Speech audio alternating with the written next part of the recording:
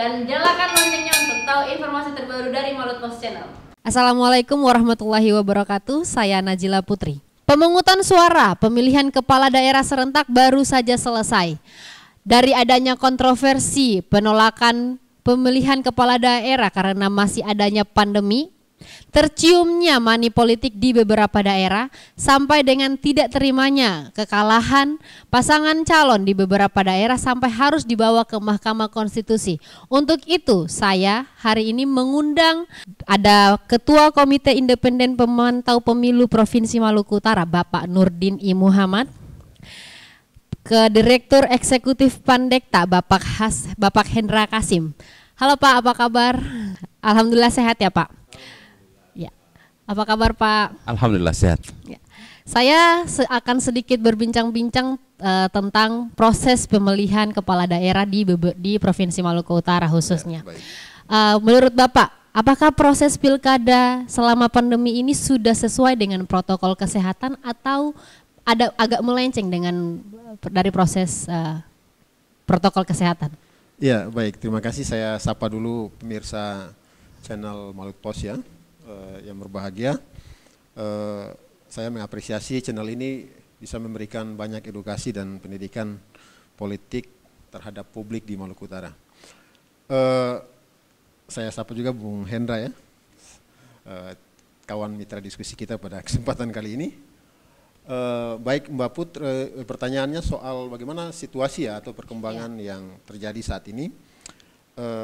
Kami sendiri ya sebagai lembaga pemantau pemilu yang tergabung dalam Komite Independen Pemantau Pemilu telah melakukan pemantauan terhadap pelaksanaan pemilu tahapan sampai pada tanggal 9 dan itu kami lakukan di dua wilayah, di Kota Ternate dan Kabupaten Halmahera Selatan. Tetapi karena keterbatasan dari segi sumber daya yang kita miliki, kita lagi fokusnya ke Ternate gitu. Nah, tetapi untuk daerah lain pun kami tetap mengcover beberapa karena kita punya koordinator daerah di beberapa kabupaten. Jadi kita otomatis terus mengcover terus perkembangan yang ada di seluruh kabupaten. Nah, yang ini saya berikan gambaran adalah bahwa secara umum pelaksanaan pilkada di 8 kabupaten kota berjalan lancar, aman, bahkan dari sisi pelaksanaannya ya, saya melihat kita harus memberikan apresiasi kepada teman-teman KPU dan jajarannya bahkan Bawaslu karena sukseslah melaksanakan pilkada. Dari segi distribusi logistik juga berjalan lancar dan tepat waktu, dan dari hal-hal yang lain semuanya berjalan dengan lancar. Nah, walaupun memang temuan kita di lapangan terkait dengan pelanggaran protokol kesehatan itu masih terjadi, terutama di Ternate ya, itu terjadi pada tahapan kampanye bahkan sampai pada tahapan pemungutan suara pada hari H gitu. Nah, yang sangat disayangkan adalah dalam situasi pandemi seperti ini memang kesadaran publik masyarakat kita masih terbilang rendah. Dengan adanya pandemi ini kita berharap sebetulnya selain pilkada kita ini menghasilkan proses demokrasi yang sehat, tetapi juga memberi kemanfaatan bagi kesehatan publik itu. Nah, tentu memang kalau kita lihat dari perkembangan yang 2-3 hari terakhir, muncul klaster-klaster baru yang terjadi akibat pilkada gitu. Nah, kita berharap di Maluku Utara pun demikian, di Ternate maupun di daerah-daerah yang kategori atau zonanya masih orange, sebaiknya dilakukan testing kemudian tracking dan treatment ya, 3T itu terhadap penyelenggara gitu pemilu, karena sangat mengkhawatirkan pandemi ini bisa menjadi pilkada ini bahkan menjadi media untuk penularan COVID-19. Yang berikut soal kualitas pemilu ya di tengah pandemi. Memang hampir semua para pengamat, para peneliti bahkan kesimpulannya hampir sama bahwa terkait dengan kualitas pemilu di tengah pandemi, kita hampir pastikan bahwa pemilu kita memang di saat pandemi kualitasnya menurun. Mengapa? Karena walaupun partisipasinya tinggi ya, kalau pilkada kita kali ini seluruh Indonesia partisipasinya di atas 80%. melewati target 77% yang ditetapkan oleh KPU. Tetapi dari sisi kualitas proseduralnya oke, tetapi dari sisi kualitas penyelenggaraan pemilu itu menurun. Nah, mengapa bisa begitu? Karena ada beberapa indikator yang bisa kita sebutkan. Salah satunya adalah soal terjadinya money politik di tengah pandemi, di tengah pemilu kita itu. Nah, ini yang menjadi sorotan publik dan bahkan sampai saat ini masih terus menjadi masalah. Nah, selain itu juga ada soal netralitas ASN yang mungkin pada saat masa kampanye terlihat di mana-mana ada laporan, bahkan Maluku Utara terkategori daerah yang paling tinggi laporan soal netralitas ASN. Ada 126 kasus kurang lebih yang terkait dengan netralitas ASN. Saya kira itu. Ya. Netralitas ASN di Maluku Utara khususnya Kota Ternate itu rendah ya. Ya. Kalau Bapak Hendra Kasim sendiri melihatnya seperti apa selama proses pilkada selama masa pandemi ini seperti apa? Ya, Mbak Putri, pemirsa Malot Post Channel yang saya cintai, Pandekta dalam mungkin kita pernah berdiskusi dengan Bang Nurdin juga dengan KIPP, waktu itu ada teman-teman mahasiswa bikin diskusi. Saya ingin berangkat dari situ bincang-bincang kita pada hari ini bahwa sejak awal Pandekta dan teman-teman NGO yang concern pada pemilu itu tidak setuju pelaksanaan pilkada di tengah pandemi. Tetapi betul, karena ini telah menjadi legal policy-nya negara dan harus dilaksanakan sesuai dengan amanah putusan MK, karena memang putusan MK dan Undang-Undang 10 mengamanahkan untuk ada pelaksanaan pilkada di tahun 2015, maka secara normatif memang itu harus dilaksanakan. Sebab itu maka karena ini sudah dilaksanakan, Pandekta mengamati bahwa ada yang unik dari pelaksanaan pemilihan kepala daerah di tahun 2020 karena ada dua landasan filosofis yang berbeda. Jika demokrasi menghendaki partisipasi publik tinggi-tingginya, sementara protokol kesehatan menghendaki adanya pembatasan kegiatan sosial masyarakat. Nah, dua ini kan ada hal yang bertabrakan atau berbenturan secara makna filosofisnya. Sehingga memang untuk menengahi itu, KPU membuat regulasi yang bisa mewadahi adanya pelaksanaan demokrasi yang baik dengan prinsip-prinsip demokrasi, dengan melaksanakan prinsip-prinsip protokol kesehatan karena di tengah pelaksanaan pandemi. Sehingga misalnya metode kampanye pun dirubah, tidak bisa ada rapat umum, paling banyak dihadiri 50 orang dan lain sebagainya. Nah, dari segi pelaksanaan kampanye dalam catatan kami ternyata masih banyak pelanggaran atas protokol kesehatan itu terjadi. Tetapi mengapa hal ini tidak bisa diatasi dengan baik? Dalam catatan kami ada problem electoral laws-nya atau problem hukumnya. Masalahnya di mana? Masalahnya ada di kompetensi lembaga mana yang berwenang menangani pelanggaran protokol kesehatan. Kalau kita tarik regulasi Undang-Undang 10 sampai ke PKPU 6 yang mengatur pelaksanaan pemilihan di tengah pandemi, itu yang berwenang lembaga yang berkompetensi mengawasi pelaksanaan tahapan pemilihan termasuk dalam kampanye adalah Bawaslu. Tetapi Bawaslu tidak memiliki kewenangan untuk memberikan sanksi atas pelanggaran protokol kesehatan karena itu diatur dalam Undang-Undang Kekarantinaan. Nah, harusnya itu ditangani oleh pihak kepolisian. Tetapi kepolisian tidak bisa langsung masuk ke situ karena ini berhubungan dengan pelaksanaan pemilihan. Sehingga harus Bawaslu yang menangani. Nah, ada problem norma di situ sehingga memang terjadi pelanggaran protokol kesehatan pada tahapan pemilihan di seluruh Indonesia dan tidak bisa ditangani sampai hari ini. Saya tuh kasihan lihat kerja-kerja teman-teman Bawaslu yang hanya bisa memberikan teguran, hanya bisa memberikan rekomendasi. Tetapi kan kita tahulah bagaimana sifat teguran dan rekomendasi itu dipatuhi. Namanya rekomendasi sama dengan orang interupsi, ya sudah interupsi Anda kami tampungkan begitu, tidak lebih dari itu. Nah, contohnya misalnya pelanggaran protokol kesehatan lain yang bukan berhubungan dengan pemilihan itu bisa langsung ditangani oleh teman-teman APH atau alat penegak hukum, aparat penegak hukum. Nah, tapi pemilihan agak susah karena ada norma yang menurut saya itu dia berbenturan. Ini perdebatannya adalah rezim pemilihan, tapi lembaga yang berwenang tidak bisa memberikan sanksi, tidak bisa memproses, tetapi ada proses pelanggaran di situ yang diatur dalam undang-undang lain, nanti undang-undang kekarantinaan. Nah, yang berikut kalau kita tarik sampai ke sini misalnya, kita baru selesai proses pungut hitung tanggal 9 kemarin dan sekarang teman-teman PPK sedang melakukan rekapitulasi mulai tanggal 10 sampai tanggal 14. Sementara jadwal rekapitulasi untuk kabupaten kota itu tanggal 13 sampai tanggal 17. Nah, untuk mengevaluasi bagaimana proses rekapitulasi tingkat kecamatan, kita belum bisa karena itu sedang berlangsung. Tetapi untuk pungut hitung dalam catatan kami, itu sudah berjalan baik, sesuai dengan norma hukum pemilihan yang berlaku. Andai pun protokol kesehatan dalam amatan kami, sependek yang kami amati, juga telah dipatuhi protokol kesehatan oleh teman-teman penyelenggara pemilihan, serta dipatuhi pula oleh teman-teman pengawas pemilihan, mulai dari pengawas TPS, pengawas lapangan sampai ke Bawaslu. Nah, tetapi apakah ada pelanggaran-pelanggaran lain yang terjadi sehingga kita dapat mengukur kualitas demokrasinya? Pelanggaran-pelanggaran itu dalam catatan kami mungkin nanti keliru, karena saya mengamati langsung di Halmahera Timur. Dari segi pelaksanaan demokrasi pungut hitungnya, yang terjadi pelanggaran hanyalah berhubungan dengan salah input yang dilakukan oleh petugas KPPS. Apakah ini salah? Ini adalah peristiwa yang terjadi berulang dalam setiap pelaksanaan pemilihan, pelaksanaan pemilu.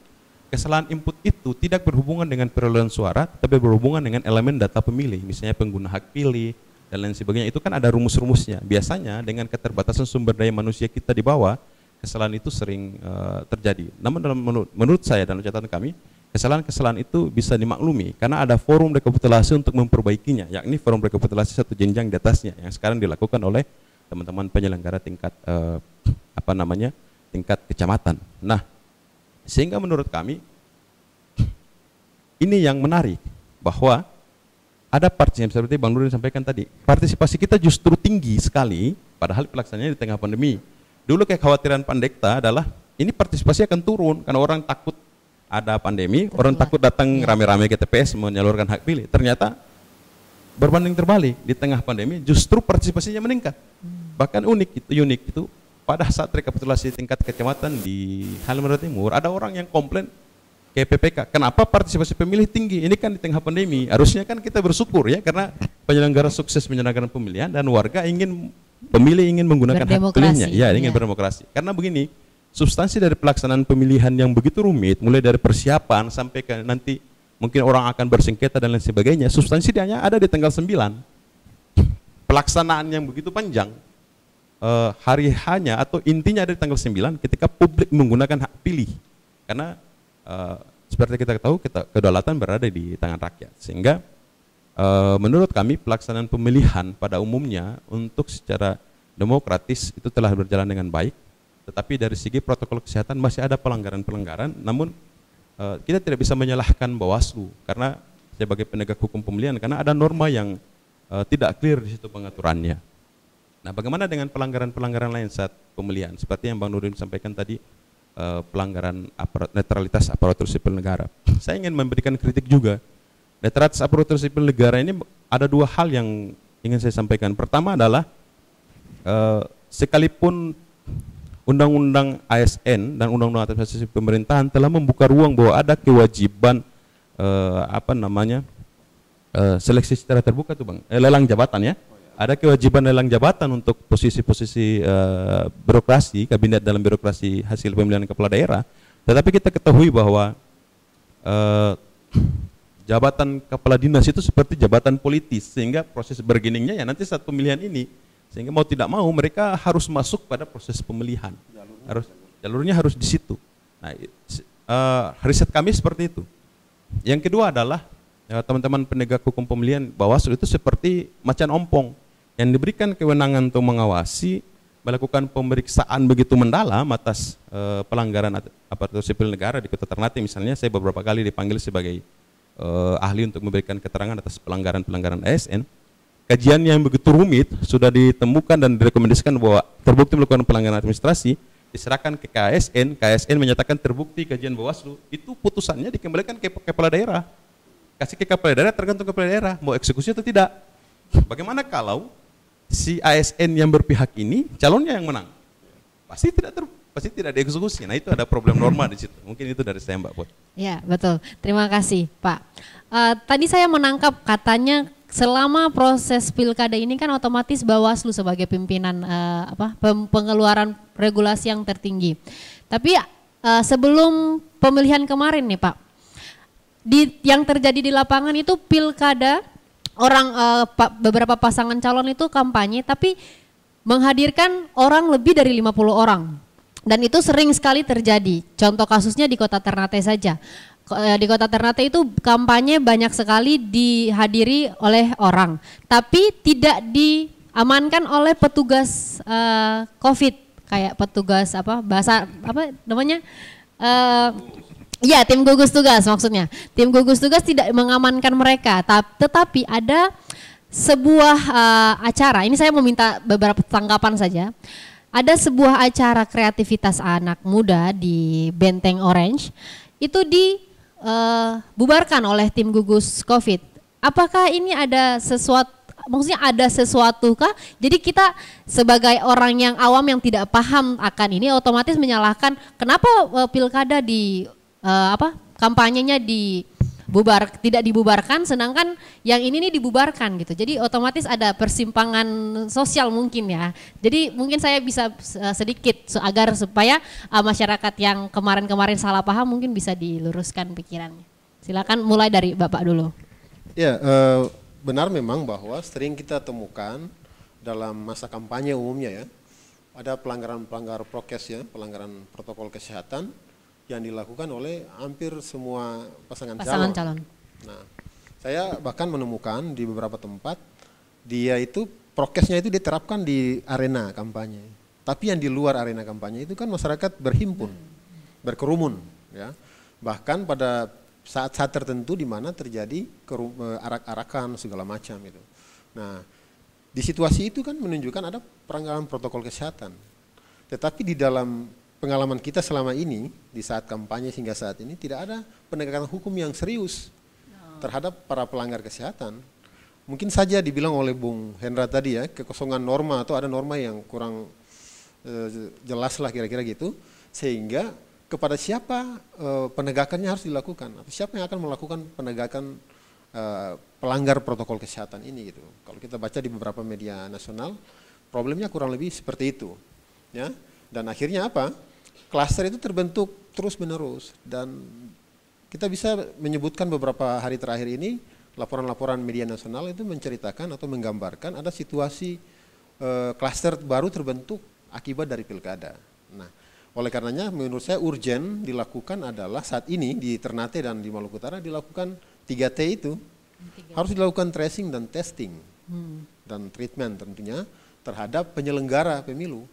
Terutama pada level di bawah dimulai dari KPPS dan segala macam itu harus dilakukan testing untuk memastikan bahwa mereka terbebas dari pandemi atau bebas dari COVID ini. COVID-19.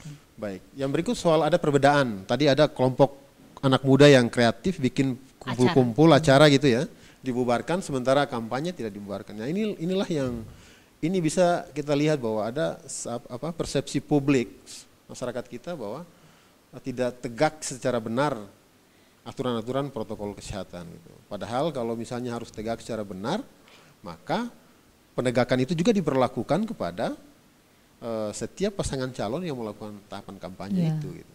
Saya kira itu ya.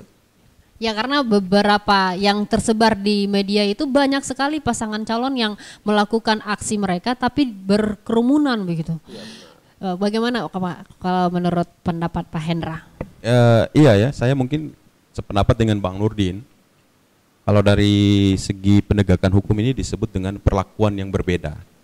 Perlakuan yang berbeda antara satu kegiatan yang lain dengan satu kegiatan yang lain, yang kegiatannya mungkin berbeda, tapi pada pokoknya adalah sama-sama mengumpul orang, sama-sama banyak orang berkumpul gitu. Kan pertanyaan publik bukan cuma itu, kan ada tuh lucu-lucu sosial media kalau ada yang bilang masjid ditutup, pilkada tidak ditutup gitu kan, naik haji nggak boleh, pilkadanya boleh, kan begitu ya. Sekolahnya ditutup, sekolah ditutup, pasar tetap dibuka, padahal sama-sama kerumunan kan begitu. Tapi perlakuannya berbeda. Nah, kalau dari segi penyelenggaraan pemilihan, memang itu kan namanya kampanye tertutup. Kampanye tertutup itu idealnya dilakukan di ruangan, di dalam suatu ruangan. Tapi kan di Ternate ini ada keterbatasan ruangan sehingga publik juga punya hak untuk mendapatkan akses informasi yang cukup atas apa yang ditawarkan oleh para pasangan calon. Makanya dibuatlah dalam satu tenda dengan catatan hanya bisa dihadiri paling banyak 50 orang. Seperti kita ketahui bahwa memang benar kursi yang disediakan 50 orang, yang duduk 50, tapi yang berdiri itu lebih banyak dari 50 kan begitu. Dan itu tidak dilarang atau tidak batasi oleh tim gugus misalnya. Saya melihat bahwa ada problem norma di situ, karena tim gugus jangankan tim gugus, saya menduga aparat penegak hukum pun mau masuk agak susah, karena ini berhubungan dengan penyelenggaraan pemilihan yang ada lembaga lain punya kewenangan untuk memberikan penegakan hukum pemilihan. Tetapi yang saya sebutkan tadi, penjelasan di awal tadi, bahwa memang ada problem norma di situ yang tidak clear atas penegakan protokol kesehatan. Kan undang-undang pemilihan, kalau di KPU itu ada PKPU 6, Perbawaslu ada Perbawaslu 5. Yang keduanya mengatur soal bagaimana pengawasan dan penyelenggaraan pemilihan dengan berbasis protokol kesehatan. Nah, basis protokol kesehatan itu mengatur ke dalam, tidak mengatur keluar. Nah, bagaimana dengan kerumunan yang di luar? Kerumunan di luar itu diatur dalam undang-undang kekarantinaan. Undang-undang kekarantinaan ini tidak ditegakkan oleh penegak hukum pemilihan, yakni Bawaslu, tetapi ditegakkan oleh aparat penegak hukum. Problemnya ketika aparat penegak hukum hendak menegakkan itu, kegiatan ini berhubungan dengan pelaksanaan pemilihan yang ada lembaga lain yang punya kewenangan untuk. Jadi terlalu banyak lembaga mungkin. Jadi itu kerumitan, bukan terlalu banyak lembaga juga sih, tapi itu kerumitan penegakan hukum kita. Yang memang sampai hari ini ya sudah faktanya seperti itu. Tapi yang menarik tadi saya sambung yang sampaikan Bang Nurdin soal 3T tadi. Kalau PKPU 6 Perbawaslu 5 itu mewajibkan baik penyelenggara pemilihan mulai dari KPU dan jajarannya ke bawah, Bawaslu dan jajarannya ke bawah, wajib rapid test sebelum pelaksanaan penghutang hitung berlangsung. Sepertinya menarik juga kalau kita mengusulkan supaya setelah pemungutan berlangsung di rapid test lagi.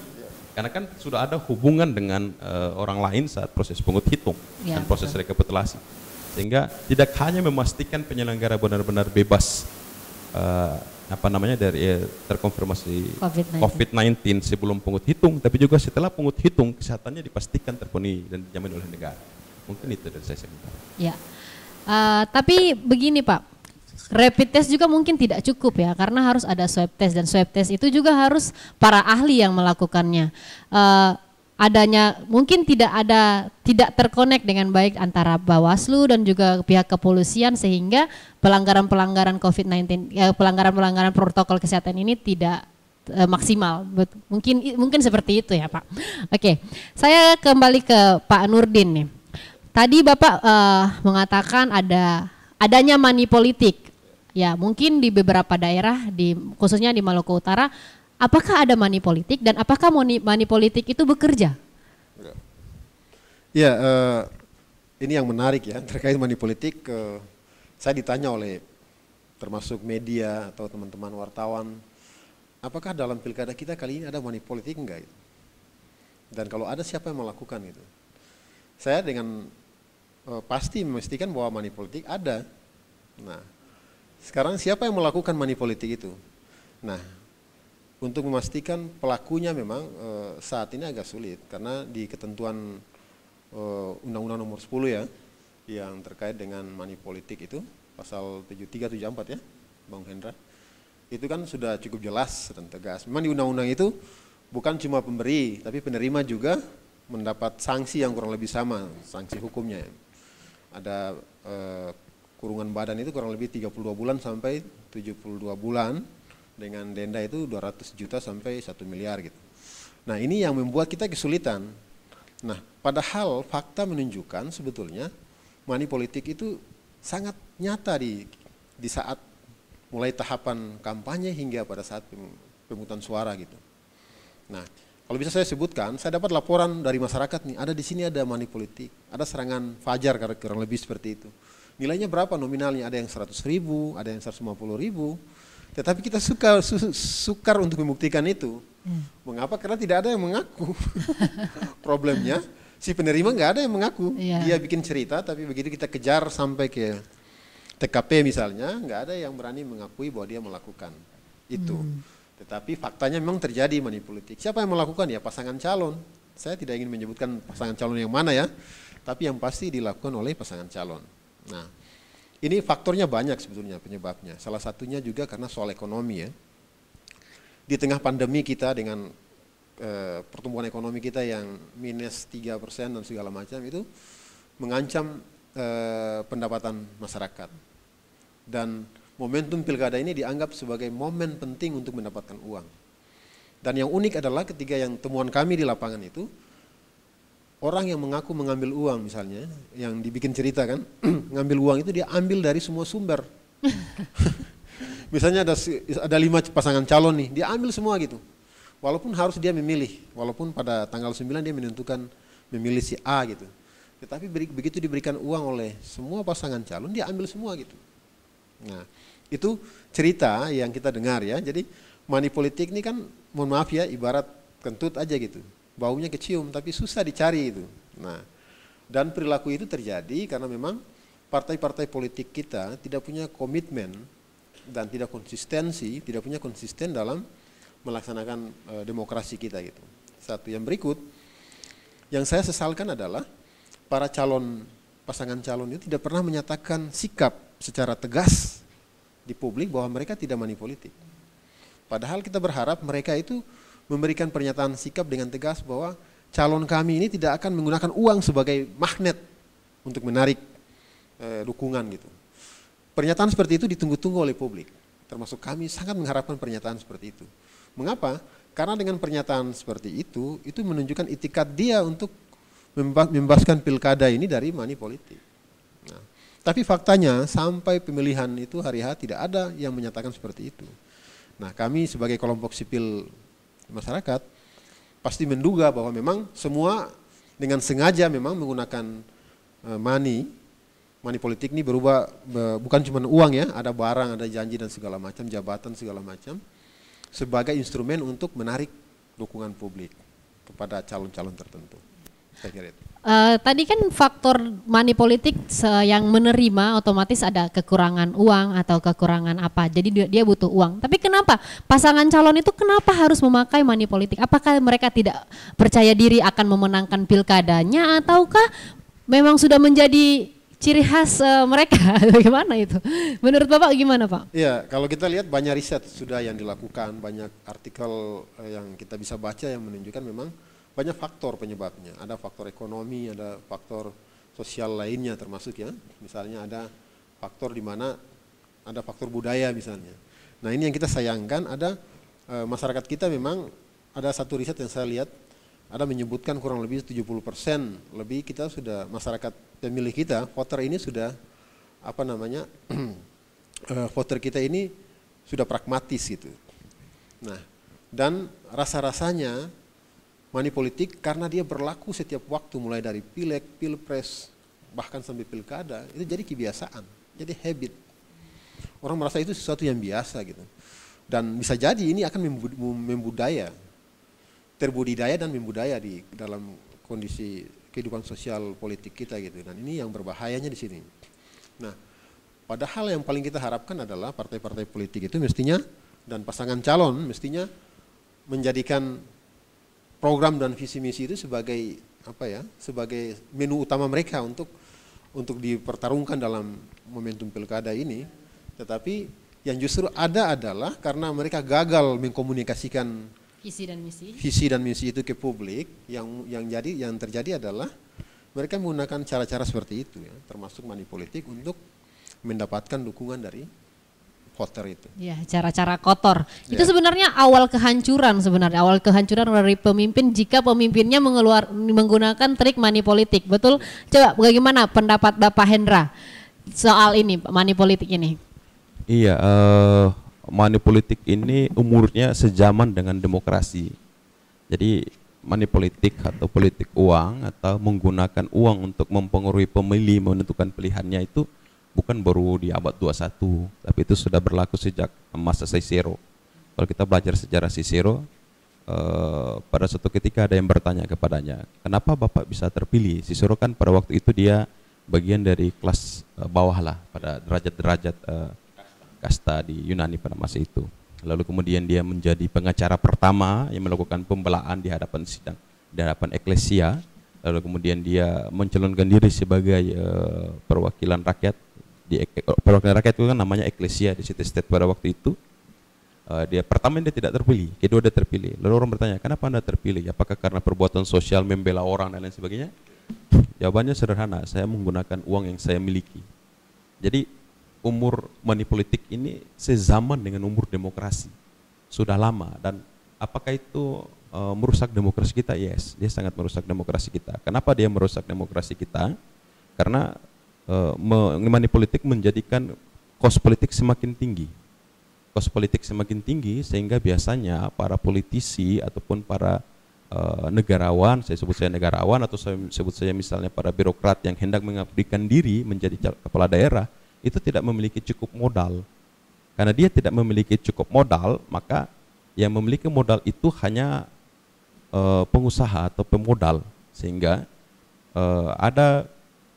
terjadi proses politik corruption atau corruption politik. Misalnya dalam disertasinya Prof. Artijol Kausar, Dr. Artijol Kausar, salah satu dosen saya waktu studi S2 dulu, dalam disertasinya yang 1.500 halaman lebih itu, dia menyebutkan bahwa korupsi politik ini lebih berbahaya dari korupsi konvensional yang kita temui, yang OTT dan lain sebagainya.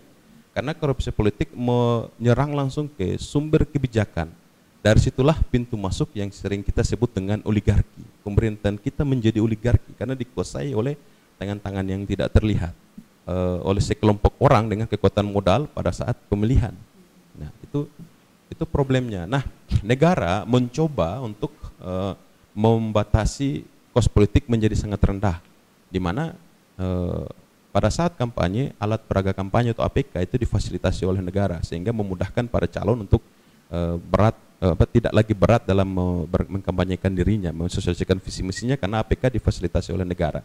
Tetapi dalam riset kami dan berbagai jurnal yang ditulis oleh IDEA misalnya, biaya yang besar dalam pelaksanaan pemilihan itu bukan di alat peraga kampanye, tapi di mobilitas kampanyenya dan di penyiapan honor saksinya, itu paling besar itu. Di sisi yang lain, pada saat audit dana kampanye KAP yang dilakukan oleh kantor akuntan publik, itu penilaiannya hanya wajar atau tidak wajar. Yang dinilai itu sebatas apa? Dimasukkan pada saat sesuai waktu atau tidak, tepat waktu atau tidak. Yang kedua, berimbang atau tidak pemasukan dan pengeluarannya. Cuman sebatas itu. Sehingga kalau teman-teman baca bisa buka di data info pemilu, pada saat pemilu 2019 ada satu partai politik besar yang saya tidak mau sebut partainya, nanti kena undang-undang ITE lagi. Masa dana kampanyenya sampai pemilu cuma 5 juta. Padahal kan keliling-keliling kampanye, kita lihat tiap hari nih ada kampanye dilakukan gitu. Atau misalnya nanti ketika teman-teman media atau pers bisa membuka atau mengakses laporan dana kampanye yang dimasukkan ke KPU, itu pasti lucu-lucu itu. Kita tahu kampanyenya begitu mobile, tapi laporan dana kampanye sedikit. Jadi ada yang tertutup dari padahal itu kan maksud dari proses audit dana kampanye adalah untuk memastikan sumbernya halal sesuai dengan peruntukannya, dan memastikan bahwa pelaksanaan pemilihan itu penggunaan dana kampanyenya bisa ditekan sehingga kos politik menjadi murah. Nah, tetapi money politik yang kita diskusikan tidak sebatas itu. Money politik yang kita diskusikan adalah yang si Fajar namanya di bawah-bawah itu, setiap model tanggal 9. Kan kasihan Fajar itu kalau ada tahayul kita kan, kalau nama sering disebut itu bisa digigit lidah. Itu bisa-bisa Fajar lidahnya sudah putus tuh karena sering disebut-sebut. Itu telah menjadi fakta yang terjadi, dan penegakan hukumnya agak susah seperti sampaikan Bang Nurdin tadi, seperti kentut yang baunya kita cium tapi kita tidak tahu di mana ini posisinya. Ya, kalau kita pelajari, baca putusan Pengadilan Negeri Ternate, kan ada beberapa kali putusan yang berhubungan dengan sanksi atas money politik. Itu selalu berhubungan dengan tertangkap tangannya proses money politik. Tidak pernah berhubungan dengan proses penyelidikan dari awal, yang informasi awal lalu diselidiki. Benturannya di mana atau kendalanya di mana? Kendalanya berasal dari tadi yang Bang Nurdin sampaikan, orang tidak mau mengaku. Karena orang sadar bahwa perbuatan ini adalah perbuatan pidana. Publik itu tahu bahwa money politik itu yang memberikan dan menerima mendapatkan sanksi. Ada kesadaran itu, tetapi mungkin perlu riset lebih mendalam karena ya kebutuhan ekonomi dan lain sebagainya. Atau saya menduga dari berbincang dengan berbagai pihak, misalnya bersentuhan dengan publik grassroots di bawah, lalu berdiskusi, coba-coba menanyakan soal bagaimana tanggapan mereka soal money politik, mereka beranggapan begini, lebih baik uang itu diambil atau mereka minta uangnya, karena kepala daerah yang terpilih atau wakil rakyat yang terpilih selama 5 tahun tidak lagi balik melihat mereka hak. Iya benar. Jadi mereka pikir ya daripada terpilih dan tidak bikin apa-apa, mending diambil di awal gitu. Padahal menurut saya kalau diambil di awal 500.000 per orang pun itu kesian ya. 5 tahun kalau dibagi 500 per hari cuma dapat berapa tuh, kan begitu? Iya betul. Ya. Jadi begini, mungkin kan ya kalau yang penerima dan juga pemberi akan mendapatkan sanksi. Kalau menurut saya orang awam ini mungkin si pemberinya aja yang harus mendapatkan sanksi karena yang menerima takut melaporkan karena takut mendapatkan sanksi, otomatis dia butuh uang.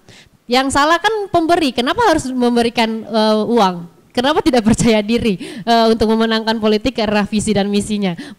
Mungkin ya Pak, mungkin. Oke, Pak Hendra, sekarang kan sudah selesai pemilihan kepala daerah.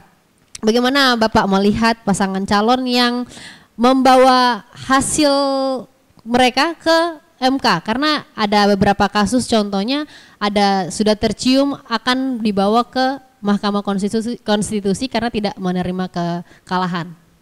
Iya, Mbak Put, dalam riset saya, mungkin nanti keliru bisa dikoreksi, tapi dalam catatan saya hanya ada 2 pilkada di Indonesia yang hasil pilkadanya tidak dibawa ke Mahkamah Konstitusi, yakni pilkada DKI ketika Pak Fauzi Bowo kalah dari Pak Jokowi. Itu Pak Fauzi Bowo tidak bawa ke MK. Kedua, pilkada DKI juga ketika Pak Ahok kalah dari Pak Anies Baswedan. Itu juga tidak dibawa ke MK. Dalam catatan saya cuma 2 pilkada ini. Pilkada yang lain dibawa ke Mahkamah Konstitusi. Pertanyaannya adalah apakah ini merusak peradaban demokrasi kita? Dalam catatan saya pernah menulis di Jurnal Mahkamah Konstitusi, menurut saya ini tidak merusak peradaban demokrasi kita, tetapi justru kematangan demokrasi diukur di situ. Bukan berarti bahwa tidak membawa sengketa ke Mahkamah Konstitusi itu justru menurut saya tidak membawa sengketa ke Mahkamah Konstitusi itu jauh lebih baik karena menunjukkan kenegarawanan seorang calon bahwa ya sudah kita memang kalah. Ya itu kan ada sifat fair di situ. Namanya pertarungan atau pencalonan yang ada yang terpilih dan tidak terpilih. Tetapi dengan membawa itu ke Mahkamah Konstitusi, menurut saya itu juga peradaban demokrasi yang baik. Mengapa? Dari segi hukum, pelanggaran atau ketidakpuasan, bukan pelanggaran ya, ketidakpuasan pasangan calon atas hasil pemilihan, jika dibawa ke saluran hukum yang baik, itu menunjukkan peradaban demokrasi yang matang. Daripada memilih saluran hukum jalanan atau peradilan jalanan, dengan mendemonstrasi, merusak fasilitas dan lain sebagainya. Kita punya catatan di Maluku Utara ketika pilkada yang beberapa waktu lalu yang berkonflik waktu almarhum Pak Gafur dengan Pak Tayyip ketika pilkada pada waktu itu dan berkonflik hampir 2 tahun kalau tidak salah. 2 tahun kurang lebih. Nah justru itu yang menunjukkan kualitas peradaban demokrasi sangat rendah. Tetapi jika saluran ini dibawa ke Mahkamah Konstitusi dan itu adalah saluran konstitusional yang disediakan oleh Konstitusi Indonesia oleh electoral law dalam mekanisme pemilihan, maka menurut saya itu sudah tepat dilakukan. Tetapi berbeda antara saluran yang dibawa ke MK dengan sifat tidak siap menerima kekalahan. Itu beda tuh konteksnya. Kalau tidak siap menerima kekalahan, itu bisa jadi mengambil langkah apapun, tetapi menganggap bahwa proses pemilihan belum selesai karena ada saluran hukum dan menempuh jalur itu, sehingga pada akhirnya kita ke mahkamah memutuskan bahwa si A melakukan terpilih, si B tidak terpilih dan proses ada legowo di situ, itu beda posisinya. Yang tidak siap menerima kekalahan dengan membawa mekanisme ini ke saluran yang telah disiapkan oleh konstitusi kita. Daripada orang gontok-gontokan di luar, lebih baik dibawa ke saluran hukum. Dan itulah memang mekanisme cara kerja negara hukum. Negara hukum kan salah satu karakteristik negara hukum modern yang ditulis dari Reza Watimena dalam bukunya Melampaui Negara Hukum itu adalah ketika publik berkonflik, saluran hukum menjadi pilihan utama. Nah, jadi itulah salah satu karakteristik wajib orang dalam bernegara hukum. Menurut saya sih begitu. Apakah ada ukurannya ketika pasangan calon ini membawa hasil mereka ke Mahkamah Konstitusi? Contohnya beda suara berapa persen atau apa? Oh iya, kalau mengenai itu memang diatur dalam pasal 158 Undang-Undang 8 2015, perubahan pertama Undang-Undang 1 2015, penetapan Perpres 1 2014. Saya sejak tahun 2015 saya menulis di Malot Post waktu itu. Soal saya tidak setuju dengan pasal 158. Mengapa demikian? Karena Mahkamah Konstitusi itu fungsinya adalah to guard and to interpretation constitution, mengawal dan menafsir konstitusi. Dalam posisi ini adalah memastikan keterpenuhan pelaksanaan pemilihan sesuai dengan hak-hak konstitusional warga negara, itu bagian daripada tugas Mahkamah Konstitusi. Masa sih hanya gara-gara selisih suara lantas MK tidak mau menilai pelanggaran-pelanggaran yang terjadi? Pasal 158 itu kan mengatur selisih suara 0,5%, 1%, 1,5%, 2% dengan basisnya adalah jumlah penduduk. Kalau Maluku Utara mulai dari provinsi sampai 10 kabupaten kota terkualifikasi dalam selisih suara 2%. Nah, itu berhubungan dengan legal standing atau syarat formil pemohon di Mahkamah Konstitusi. Dia baru bisa mengajukan permohonan jika selisih suaranya di bawah 2%. Kalau di atas 2%, MK akan menyatakan itu tidak dapat diterima. Dulu seperti itu. Saya membangun argumentasi mengapa tidak setuju selain landasan filosofis to guard and to interpretation constitution, pembentukan Mahkamah Konstitusi di dunia dan di Indonesia. Sekarang begini, logikanya adalah dengan cara seperti itu, Bang Nurdin ini Bawaslu, saya ini KPU, Mbak Putri ini salah satu calon kepala daerah misalnya, kita bertiga kongsi, kita gelembungkan suara sampai melebihi 10% misalnya.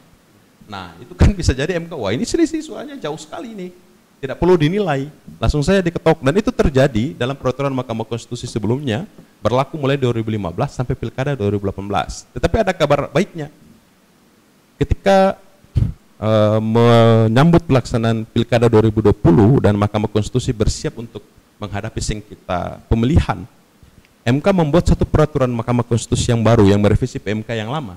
Jadi pasal 158 itu tetap berlaku, tetapi penilaiannya di akhir. Kalau dulu penilaian di awal, sehingga belum sempat masuk ke pokok perkara, pokok permohonan, belum sempat ada pembuktian, MK langsung memutus bahwa permohonan ini tidak bisa dilanjutkan. Sekarang pasal 158 akan diputus di akhir. Jadi putusan MK itu nanti ada 3. Permohonan tidak dapat diterima, itu berhubungan dengan eksepsi. Eksepsi itu legal standing pemohon, kompetensi pengadilan, permohonan pemohon kabur dan lain sebagainya. Kalau teman-teman pengacara pasti paham itu soal eksepsi itu. Yang berikut putusan MK menyatakan permohonan ditolak, itu berarti pokok permohonannya tidak dapat dibuktikan. Permohonan diterima. Permohonan diterima ini bisa 2, bisa langsung menetapkan pasangan calon, bisa perintah PSU. Itu di ujung. Nah, sehingga ini memberikan peluang bagi para pemohon yang sekalipun dalam pandangan saya, dan saya telah menulis buku soal itu, hukum acara sengketa Mahkamah Konstitusi.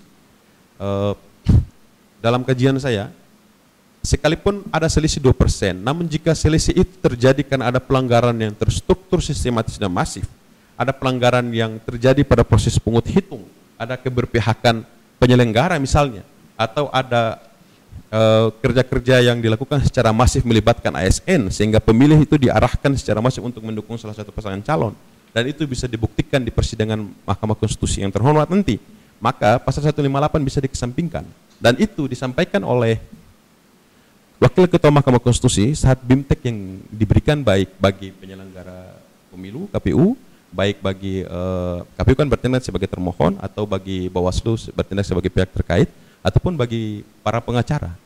Itu disampaikan, sehingga pasal 158 bisa diputus di akhir. Menurut saya, pilihan MK mengubah pendiriannya dalam menilai pasal 158 di akhir ada pilihan yang benar.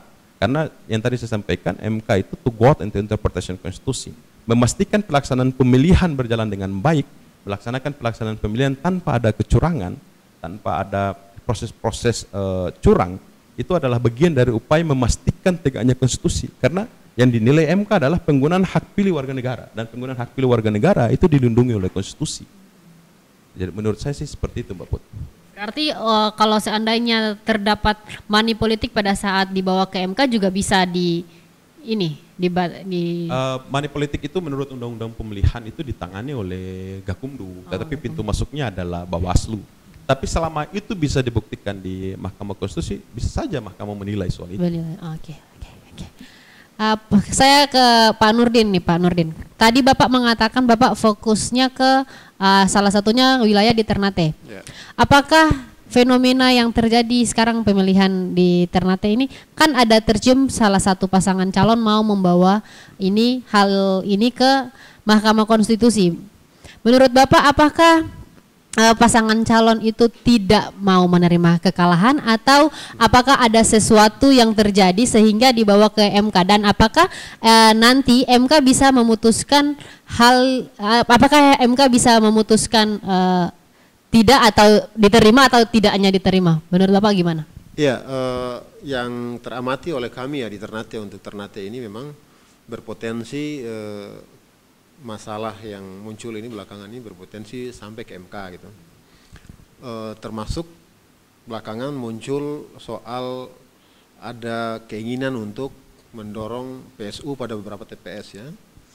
Tadi misalnya di beberapa wilayah di Ternate ini konon kabar ya yang saya dengar dari media atau saya baca dari media bahwa ada laporan pelanggaran-pelanggaran di TPS. Misalnya ada pemilih ganda gitu, ada orang yang sudah menggunakan, tidak masuk di DPT, dia menggunakan hak suara. Nah tapi ini kan semua perlu ada pembuktian ya secara material ya Bung Hen ya, untuk memastikan bahwa yang pelanggaran itu terjadi gitu. Dan saya berharap sih sebetulnya teman-teman Bawaslu lebih cepat melakukan kajiannya dan mengeluarkan rekomendasi apakah perlu PSU atau tidak gitu. Itu satu. Yang berikut soal bahwa ada hasil yang berbeda. Misalnya gini, belakangan juga muncul hasil quick count ya yang dilakukan oleh lembaga tertentu misalnya, yang itu dijadikan pijakan gitu. Menurut saya keberadaan lembaga-lembaga seperti ini diakui dalam PKPU mengatur itu. Nah, problemnya adalah karena yang dikhawatirkan adalah karena kesadaran politik kita rendah, lalu kita menjadikan itu sebagai acuan dan menghargamatikan gitu. Padahal memang quick count itu di mana-mana metodenya sampling gitu. Metode sampling tentu dengan standar error tertentu ya secara metodologis. Tetapi kalau kita harus mengacunya ke data rekap KPU yang sementara berjalan gitu. Nah, itu yang harus dijadikan acuan sehingga publik benar-benar bisa trust-nya ada muncul karena sumbernya dari KPU gitu. Nah, terkait dengan akan dibawanya ke MK, menurut saya itu normal dan secara hukum tadi sudah dijelaskan oleh Bung Hendra ya, itu kanal yang disiapkan oleh regulasi perundang-undangan kita begitu. Nah, tetapi memang kita berharap di Maluku Utara ini belum pernah ada ya, saya belum menemukan pilkada yang tidak sampai ke MK. Hampir semua pilkada kita tetap akan ke MK gitu. Tapi kita berharap di pilkada kali ini setidaknya ada, kalau saya lihat di beberapa kabupaten yang lain relatif ya, itu normal dan tidak ada masalah. Tapi kalau di Ternate mungkin dengan situasi yang ada, selebihnya lebih banyak akan masalahnya lebih banyak ke MK gitu. Saya kira gitu ya. Iya, oke. Pertanyaan terakhir nih Pak, menurut Bapak berdua, pendapat Bapak tentang pemilih yang memilih golput karena tidak percaya akan pemerintah. Ke Pak Hendra, Pak Nurdin dulu. Iya, golput itu hak asasi ya, masing-masing orang. Tetapi sebetulnya ketika dia jadi warga negara yang baik, dia harus menggunakan saluran demokrasi lewat pemilu ini sebagai salah satu cara dia untuk menentukan kepemimpinan di masa depan gitu. Nah, kalau ada kelompok masyarakat tertentu yang tidak menggunakan, sangat disayangkan, padahal ini kesempatan untuk memperbaiki. Dan momentum pilkada itu harus dimanfaatkan oleh elit politik kita untuk memberikan trust kepada masyarakat gitu. Tadi yang seperti kita diskusi di awal bahwa ternyata corruption election ya, itu bisa membawa kita kepada korupsi politik. Nah, korupsi eleksi seperti apa? Misalnya seperti ini kan, yang kita alami misalnya, orang menggunakan uang sebagai magnet dalam politik untuk mendapatkan kemenangan misalnya, itu akan membawa kepada kepemimpinan yang korupsi. Pasti. Saya ingin bilang itu pasti. Dan relevan ini data ini dengan temuan KPK, karena hampir semua kepala daerah yang kemarin tertangkap tangan terkait dengan kasus-kasus korupsi itu dulunya itu money politik. Nah, jadi relatif ya, itu terjadi gitu.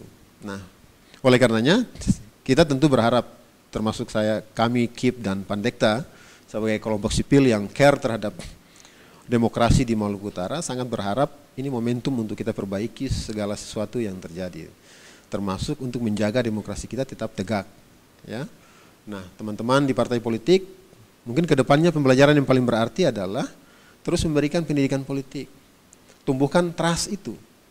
Hanya dengan cara seperti itulah maka partisipasi publik ini terdorong ke depan. Masyarakat partisipasinya meningkat karena trustnya meningkat gitu. Walaupun memang fenomena di pandemi ini memang agak berbeda karena saya menduga lebih banyak karena soal ini ya, soalnya pada money politik. Orang datang lebih karena soal itu gitu. Kalau kita periksa di kecamatan-kecamatan, di desa-desa, para pemilih itu menunggu diserang gitu. Nah ini soal kita, jadi dia sudah habit, dia sudah jadi kebiasaan. Yang bisa jadi membudaya gitu. Orang tidak akan memilih kalau tidak dibayar. Nah, apakah kebiasaan ini bisa hilang, Pak? Nah ini soal kita ke depan yang harus kita selesaikan. Tentu bisa hilang dengan cara partai-partai politik, para elit politik harus mendewasakan dirinya. Nah, memberikan pendidikan politik yang secerah mungkin dan secerdas mungkin kepada publik kita, sehingga demokrasi yang kita harap dari proses yang bersih melahirkan pemimpin yang bersih.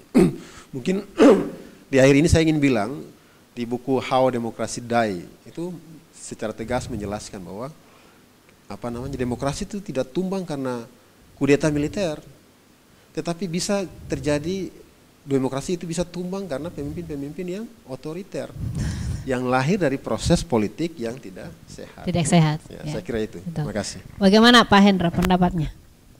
Iya, golput ya. Golput itu hak atau kewajiban hak ya? Golput itu dalam sejarahnya dulu, pertama kali istilah golput itu adalah golongan putih pada masa pemilu Orde Baru, dimotori oleh aktivis 66, yang melihat bahwa proses pemilu ini sebelum pelaksanaannya sudah ada hasilnya dulu pada masa Orde Baru. Sehingga golput itu bagian daripada perlawanan atas status quo yang mana ternyata melaksanakan pemilihan tapi sekedar menggugurkan kewajiban syariah. Yang penting ada pemilihan, tapi hasilnya sudah ada dari awal. Sehingga lahirlah kelompok golput. Itu sejarahnya golput di Indonesia. Nah, bagaimana hari ini? Hari ini sudah tidak ada lagi yang mau dilawan. Pemilih harusnya menggunakan haknya untuk menentukan pilihan siapa yang mau dipilih. Kalau Romo Frans Magnisosono bilang, memilih dalam pemilu itu adalah memilih yang baik dari yang buruk-buruk. Maksudnya adalah para partai politik ini juga gagal melahirkan kader. Kan pengkadiran kader bangsa itu salah satunya disiapkan oleh partai politik. Sehingga partai politik harusnya mampu menyodorkan para calonnya yang didorong untuk menjadi para calon kepala daerah misalnya. Tapi kan faktanya hari ini partai politik pun tidak semua partai politik bisa mendorong kadernya. Saya ingat pada satu kesempatan diundang oleh salah satu partai politik, kebetulan saya juga dengan Bang Nurdin waktu itu.